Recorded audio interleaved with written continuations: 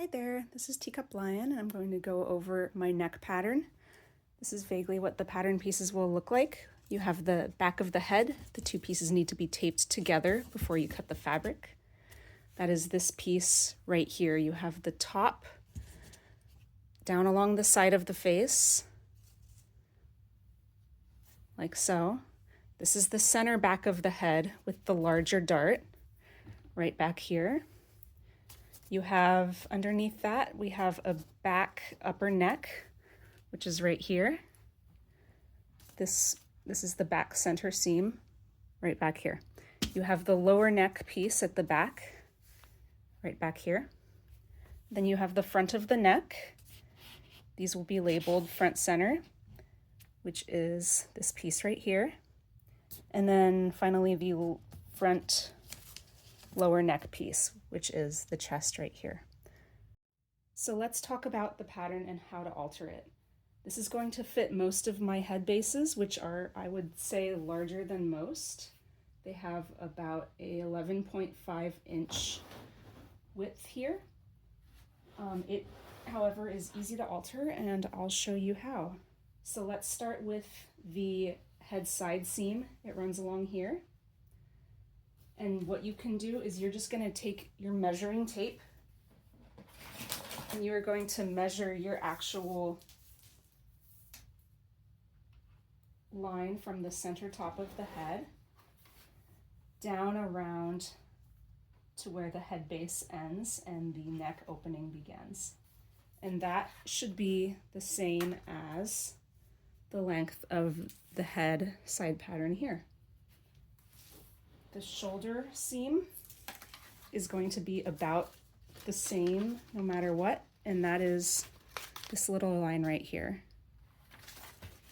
Corresponds with right here along the shoulder. The head back center seam, which runs here, is already very can't see it. Right here is already very accommodating for hair, for the lining, for some straps.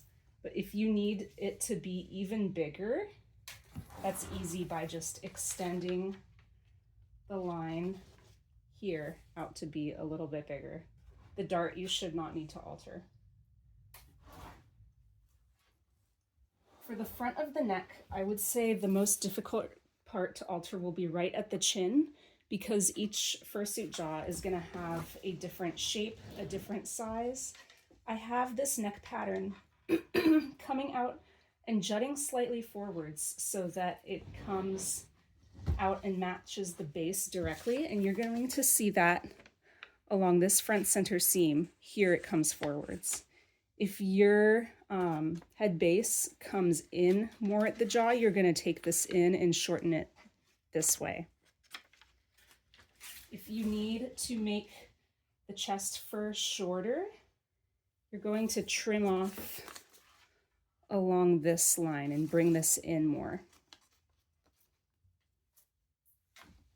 So if you're finding that you made the fur and it's still too big for your base, you're going to create a new dart. And what that's going to look like, and you can do this last minute with hand sewing pretty easily and durable, is you're going to pinch the fabric, the fur that's extra. You're going to make a little clip in it so that the two sides meet each other, and you're going to use a blanket stitch or ladder stitch with heavy duty thread to hold that together. So creating that dart will close the seam there. If you do need to add more fur in at the last minute, you can sew in a little patch by hand sewing. It's kind of annoying, but it will take care of that gapping for you. So if you want to make the neck slimmer at any point, I would start with this front center seam. I would leave this bottom of the neck side seam alone. You could take in a little bit more right here. And there is some room at the back. I actually intentionally added a little extra bagginess for a fan, for big hair. You could put a pocket back here, but you could also bring this in at the back, but no more than 1 inch. It already has more than 1 inch of wiggle room on an extra large head mannequin here.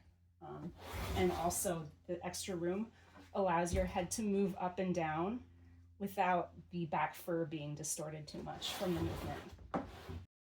The final thing to know about this pattern for adjustments and fitting is, in order for this to be a slip-on pattern, the smallest diameter of this needs to be larger than your head and hair circumference. So you can measure going around either on the completed one at the smallest point, or you can take the pattern at the smallest point, which is going to be right at the bottom of here where the neck lines up, and make sure that your pattern pieces combined plus double,